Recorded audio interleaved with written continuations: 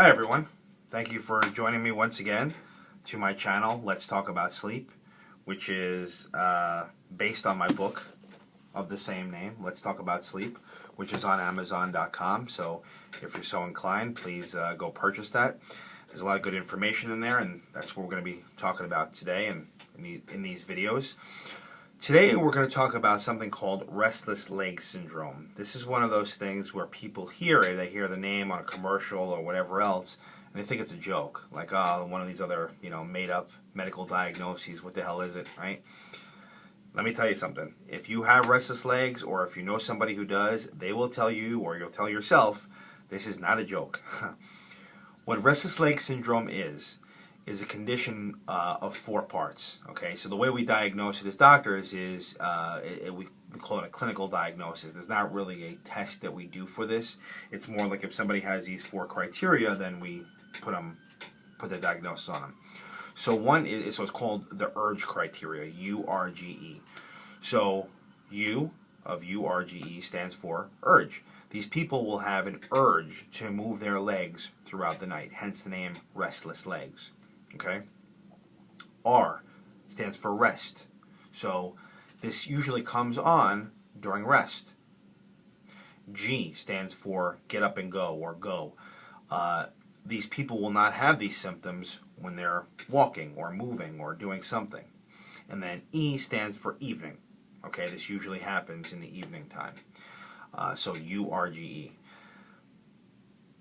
Depending on what literature you read, anywhere from 5 to 15% of the population has restless leg syndrome at least at some point in their lives. Tends to be more common in women, and it tends to get more common as we get older.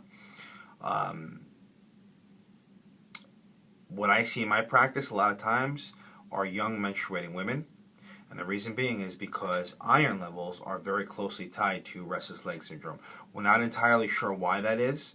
Okay, there's theories out there that iron in the blood has an impact on dopamine production. Dopamine is a chemical that the brain makes. It's involved in a lot of different things, but one of those we think is restless leg syndrome, but no one really knows for sure. The point, though, is that young menstruating women particularly, because they may be anemic, because they're losing blood, they will oftentimes have restless leg syndrome, and simply replacing the iron can actually improve upon that.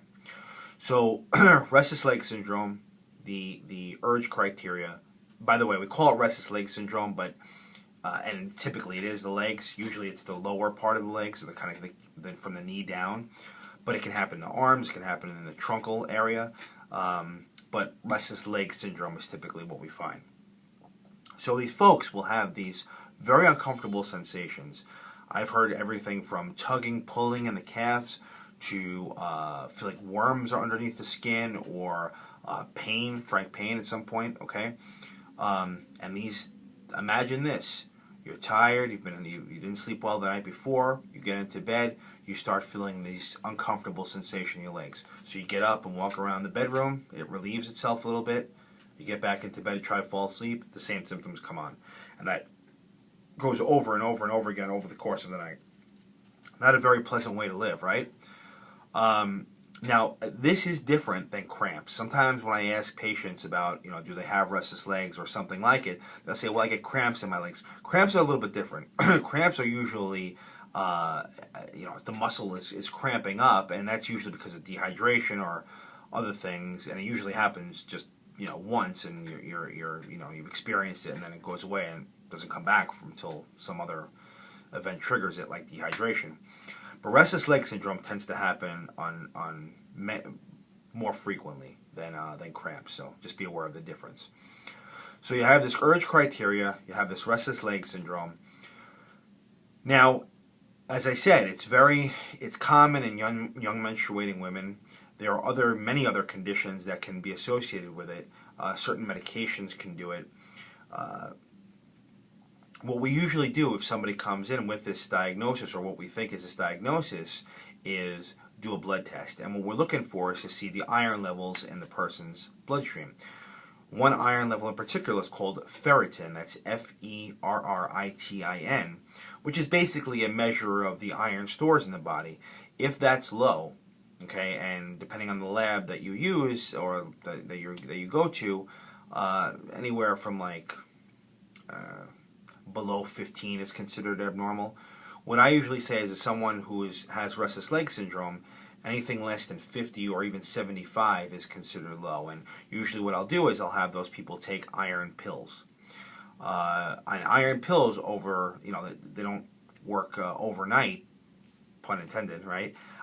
It takes a few months or even a few 3 to 4 months or so for the iron stores to build back up. And typically what will happen, if that's the primary cause, the person may say the first couple nights doesn't really do anything, but then as time goes on, the symptoms get less and less severe, and we check the blood work again, and the iron levels have come up, and that's what we know is going on. So iron is very, very important in restless leg syndrome. If there are other conditions, things like neuropathy, nerve pain, nerve damage, that has to be, you have to go see a doctor. Really, you have to see a doctor for any of these conditions, but I just want you guys to know about it.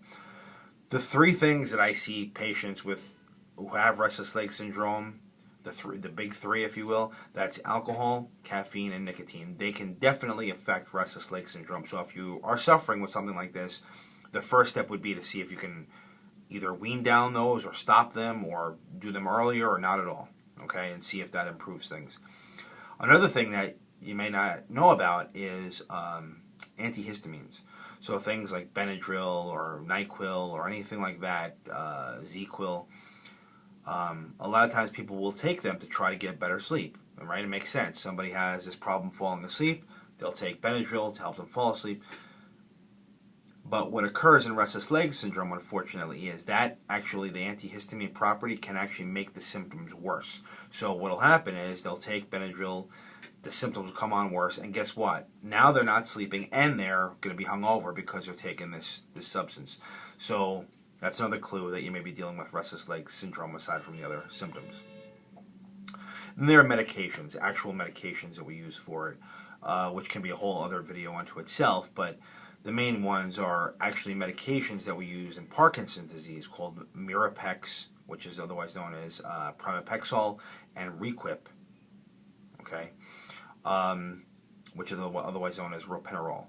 So those are typically used in Parkinson's disease, which restless legs is not related to at all, but they are effective in restless leg syndrome as well.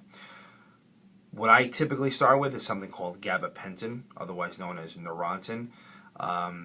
This is a medication used by neurologists, which I am, for many different things, including headaches, including seizures, including chronic pain, including restless leg syndrome, and it's pretty benign. Okay, so that's typically what I start with. There's other ones out there. Lyrica is one which you probably have heard about for, it's used for various pains. Post-herpetic neuralgia, other things like that. It can be used in restless leg syndrome as well. But the key thing, though, with RLS is to really figure out what's the underlying cause. Believe it or not, if somebody has very, very poor sleep from, let's say, sleep apnea, right, treating that can help the restless legs tremendously, right? And I've seen that many times, and the converse is true as well, where is if somebody has restless leg syndrome and sleep apnea, and the sleep apnea is not being treated, and we're throwing all these medications at the person, we're getting their iron levels up, and nothing is getting better, that may be because the sleep apnea is still rampant for them, and it's disrupting their sleep. Poor sleep begets worse restless legs symptoms. Okay, so that's I'll stop there because I don't want this video to go too long. But I mean, I could go an hour more on this topic. I think what we'll do down the road is talk about the cousin of restless leg syndrome. So restless leg syndrome happens before sleep, all right, the urge criteria I mentioned to you. But it has a sibling called PLMD, which is periodic limb movement disorder. And what this is are people moving their legs or their arms throughout the night. So once they've actually fallen asleep, now they're having this periodic leg movement throughout the night. And the bed partner will say, "You're kicking me," and the patient, I've seen a couple times where the sheets